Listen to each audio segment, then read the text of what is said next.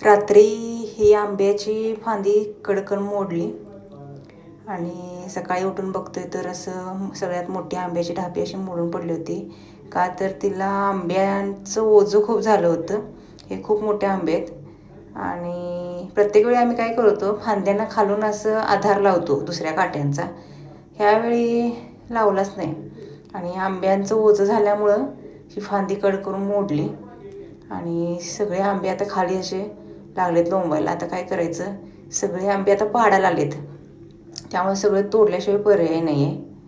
आणि सगळे आंबे तोडून पण काय उपयोग नाही आहे, खाणार कोण एवढे आंबे.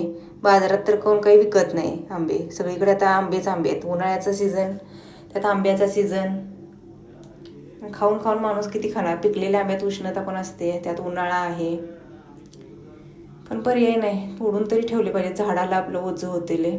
त्यामुळे मी एक पाटी आणली. ह्या पाटीत आता बसतेत का नाही कुणास ठाऊक, तरी पण मी तोडते एक एक आंबा. एका हातात एक आंबा मावत नाही बघा, एवढे मोठे आंबे ते. गवा आंबा आम्ही म्हणतो याला, तुम्ही काय म्हणताय? प्रत्येक भागात प्रत्येक नावं वेगवेगळी असतात आंब्याची. आमच्यात भरपूर झाडं आहेत आंब्याची, प्रत्येक आंब्याला आम्ही वेगवेगळी नावं ठेवलेत. तर अशा पद्धतीनं मी एक एक आंबा असा मोडते त्या मोडलेल्या फांदीचा, कारण की आता ती फांदी तोडूनच काढावी लागणार आहे. एवढं मोठं झाड होतं, एवढी मोठी फांदी तुटली आंब्याच्या वजने. आधी जर आम्ही मोठे मोठे आंबे तोडून ठेवले असते आणि पिकत घातले असते तर ही फांदी मोडली नसती. तर मी आता आंबे तोडून ठेवते. याचा चीक मुरण्यासाठी, निघून जाण्यासाठी मी आता जरा तर इथंच ठेवणार झाडाखाली आणि 2-3 तासानंतर त्याचा सगळा चीक निघून गेला की मग पिकत घालण्यासाठी नेणार. हा आंबा पिकल्यानंतर 15 दिवस हा आहे तसा राहतो, अजिबात खराब होत नाही. चिरून खायला पण छान लागतो हा आंबा आमरसापेक्षा. आमरसाचे आंबे वेगळे आहेत, मी तुम्हाला नंतर दाखवते. आधी हे सगळे आंबे मी तोडून घेते. पाटी तर भरली. चला आणखीन कुठे कुठे आहेत ते. मी आता सगळे आंबे तर तोडू नाही शकत, कारण की तोडून पण काय उपयोग नाही आहे. खाणार कोण एवढे आंबे. जेवढे लागतात तेवढे मोठे मोठे पाडायला आलेले आंबे मी तोडणार आहे. तर बघू शकताय तुम्ही किती आंबे मोठे मोठे आहेत. हे गावाकडचं वातावरणच वेगळं असते. गावाकडे सगळ्या प्रकारची अशी फळं खायला भेटतात, शहरामध्ये सगळं विकत घेऊन. हे आपलं दारात आपले लावलेली सगळी कलमी झाडं वगैरे विकत घेऊन, परत इतर अशी उगवून आलेली वगैरे झाडं आहेत, त्याला भरपूर असे आंबे लागलेत. पेरू लागल्यात, चिक्कू, केळी, जांभळं तर भरपूर लागलेत झाडांना. ते असं आंब्याचं झाड आहे. मी सगळे आंबे असे मोठे मोठे शोधून तोडत आहे.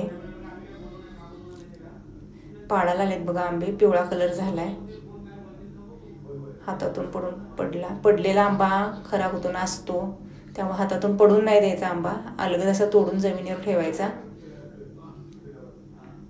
तर इकडे एक दुसरं आंब्याचं झाड आहे बघा. हा बदामी आंबा आहे, याचा बदामी आकार आहे आणि रंग पण आतून असा बदामासारखाच आहे, तांबडा तांबडा. पिकल्यानंतर त्याचा तांबडा रंग असतो आतून. असं पाडायला आलेत बघा आंबे. हे पिवळा कलर झालाय. आता हे सुद्धा आंबे उतरायला लागणार आहेत, काढून पिकत घालायला लागणार आहेत. भरपूर आंबे लागलेत बघा वरतीपर्यंत. हा एकदम गोड आहे आंबा, खूप छान लागतो हा आंबा. हे लिंबूचं छोटं झाड आहे आमचं. आणि इकडं आम्ही मोसंबीचं पण एक झाड लावलेलं, त्याला एकच मोसंबी लागला आहे अजून, तो पण कच्चा आहे. हे बघा छोटा, अजून तो पिकणार आहे. हे मोसंबीचं झाड आहे, लिंबूसारखंच असते, थोडंसं मोठं असते. आणि हा आहे केशरी आंबा, कारण की ह्याचा रंग केशरी आहे. पिकल्यानंतर पूर्ण केशरी कलरचा होतोय हा आंबा. असे वेगवेगळ्या प्रकारचे आमच्या वडिलांनी लावल्यात झाडं आणि त्यांच्यामुळं आम्हाला सगळ्या आंब्यांचा आस्वाद घ्यायला भेटतोय. आणि उन्हाळ्याच्या सुट्टीला यायचं हमखास कारण म्हणजे ही आंब्याची झाडं, इथलं वातावरण खूप छान वाटतं. आमचा जत तालुका आहे, ऊन खूप असते, पण हे आंब्याची झाडं वगैरे, नारळाची झाडं दारात लावल्यामुळं नाही एवढा गारवा वाटतोय, असं उन्हाळा अजिबात जाणवत नाही. आम्ही निवांत 10 वाजल्यापासून संध्याकाळी 5 वाजेपर्यंत ह्या झाडाखालीच बसतो. घरात एवढं गरम होतं ना, त्यामुळे पर्यायच नाही. आणि छोटीशी केळीची झाडं आहेत, तेवढीच घरापुरती खायला लावले. देशी केळं आहेत हे, जे काय आहे ते सगळं देशी आहे बघा. त्यामुळं सगळं असं खायला पण चवीला लागते, टेस्टी लागते. पण रात्री काय वारं नाही, काय नाही, अचानकच ढांपी मोडली आणि आंबे सगळे खाली पडले. आता हा आहे पेढा आंबा, म्हणजे गोल गोल आकाराचा आहे म्हणून याला पेढा आंबा आम्ही म्हणतो. हे छोटे आहेत जर आकाराने, पण खायला पण गोड आहेत. अजून याला टाईम आहे भरपूर, अजून 15 दिवस तरी लागतील ह्याला पाडायला यायला पण आणि पिकायला पण. तोपर्यंत ते आधीचे संपतील आणि नंतर हा आंबा खायला येईल. टप्प्याटप्प्याने येतोय, बरं आहे आपलं.